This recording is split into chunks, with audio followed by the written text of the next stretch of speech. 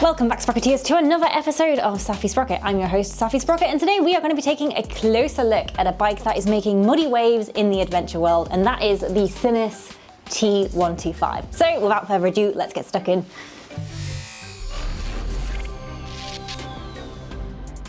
Now today I thought it'd be really fun just to do a quick walk around the bike in my half-finished garage, which I know is a project I'm halfway through, and I will get around to it. It's just we're going to start this next project first. So but first things first, we're going to be taking a cheeky look around the Sinnis Terrain 125. Now I will be doing a full in-depth review of this bike later on in the week, but for now I just thought it'd be really fun to have a little bit of a cheeky look around. So yeah, exciting. Now the day this bike got delivered, unfortunately, I came down with the flu. It was absolutely horrific. I got this brand new shiny bike in the garage ready to go, and I just physically couldn't get out of bed.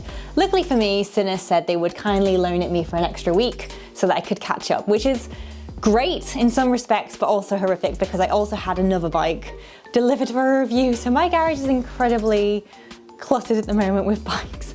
Nicer problems to have, but we do have a little bit of catching up today. But today it's all about this bad boy.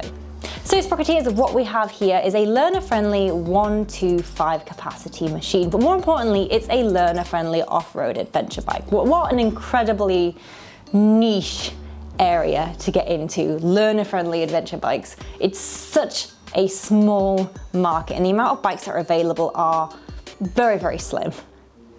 Now, Sinnis report that you will get mile after mile reliability with this bike, but what exactly will you get? So we have a liquid-cooled 4-stroke 125 engine, and it is Euro 5 compliant, if that's something you're looking for. It puts out 12.7 brake horsepower. So the bike delivers 12.7 brake horsepower and 10.5 Newton meters of torque. My name's Saffron, I can remember facts. She's a big bike, but she ain't putting out much. When it comes to fuel delivery, that's done by an electric fuel injector, which is documented to be provided by OEM parts supplier Delphi. Now this made me chuckle a little bit, not because, well, okay, here's the thing, you can technically remap it, and apparently people have actually technically remapped it. And you know, if you go ahead on YouTube, you'll find a couple of videos online, and when you do remap it, you get a whole extra 2 horse brake power. Ugh. How did I do this before? Okay, here we go. Okay, here we go. Not that heavy, I'm just weak. Da da da. Oh, trapped myself in. So what I wanted to say was basically on the left-hand side, we do have 6 gears, which is great. And we also have a chain drive.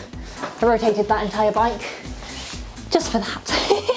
Now we have a hydraulic disc brake up front, and also we have one at the rear as well. The wheels in terms of size are up front, they're 100/80, and at the rear they're 120/80. In terms of the tires, we are looking at a 17-inch tubeless tire. Would have liked to see some spokes on that, but we'll save that for the review. Also, in case you didn't notice, we do have a side stand. I was under the impression it would come with a central stand for some reason, and I was super excited.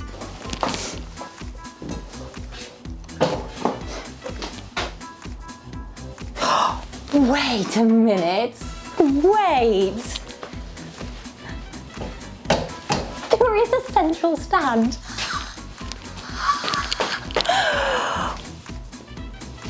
How did I not notice that? I'm so excited. Now we do have luggage options on the Sinnis. You can get 30 litres of upgradable luggage. And we all know that burning question that we're asking inside. That is, of course, 250 cans of Red Bull, just in case you're wondering. Now, of course, that does include a top box, which is a little bit of a small one. You're unlikely to fit a helmet in there, but I'm sure we can give it a go later on anyway. But I tell you what, guys, I am so excited to see how much of the kitchen sink I can fit in these. You know me. You know I love to travel with a kitchen sink, so as you can imagine, I'm so incredibly excited to see how much junk I can fit in these boxes. Like, how much junk can we put in the trunk? How did I miss? I've been out and rode this bike. How did I miss? How did I miss that? In terms of the height of the bike, this is 130 centimeters tall and 200 and, was it 9? Ah, yes, 209 for as much. So we're looking at about 1.45 sprockets. No, wait, 0.7%. 7? Oh, it's about 0.75 of a sprocket in height. And then I would say it's about 1.23 sprockets lengthwise. The seating position of the Sinnis is very learner friendly. It's incredibly comfortable. It's just, you know, standard sit up in bed kind of stitch. And the seat height is relatively low as well. It's coming in at 800 millimeters. The wheelbase, if I remember correctly off the top of my head, the wheelbase of the bike is 1,320. Let's fact check that. It's actually 1,370. Interestingly enough, the weight of this bike is 150 kilos, which I'm certain is heavier than my SV. But either way, it's light enough that you can flip it like a pancake. So if you are going to come off on some grass verges or curbsides because you haven't quite learned how to corner, you know, you can flip it back up, it'll be fine. It'll be fine. And obviously, crash bars like that, you don't even need to pick it up that fast, really. Now, interestingly enough, the crash bras, we're rolling with that. Oh gosh, no, we can't do that. We can't. Crash bras. Interestingly enough, these crash bras. Interestingly enough, the crash protection comes standard on this bike. Whether it's sprocket proof or not, oh, we're gonna find out. We're gonna find out, guys. Now, as I mentioned before, this is a learner-friendly adventure bike, which is extremely niche, and it has all the mod cons that you'd want for an adventure bike. We've got the luggage, we've got some nice grab handlebars for strapping a tent onto, we have the crash bars at the side, we've also got some more crash protection up front, and you know, fair play. There's a lot of adventure for this very small price tag. But again, I'm not gonna get into my opinion of the bike. I'm gonna wait until after the review, because if I ride it and it's a bag of potatoes, I'll be honest, but you know, first impressions,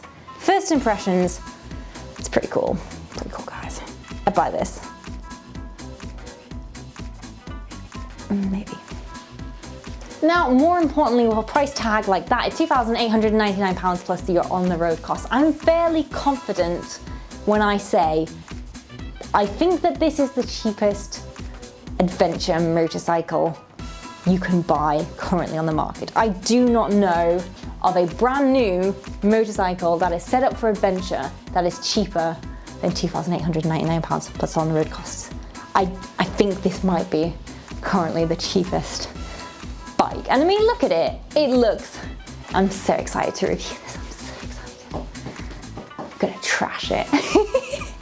I think that's it. I think this is it for the look around video, guys. I'm incredibly excited to get this thing on the road. I'm incredibly excited to be doing my review on this bike, and it's gonna be so fun.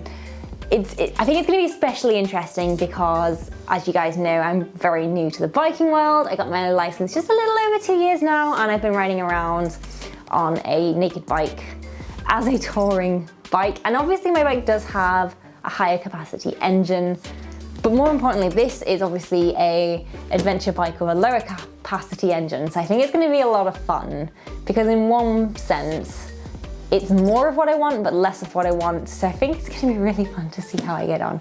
So in the meantime, I'm gonna start working on this review. I hope that you guys really enjoyed the chaos.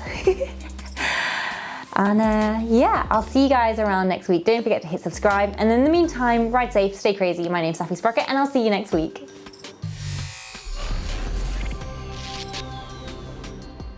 Is my head wonky? No, okay.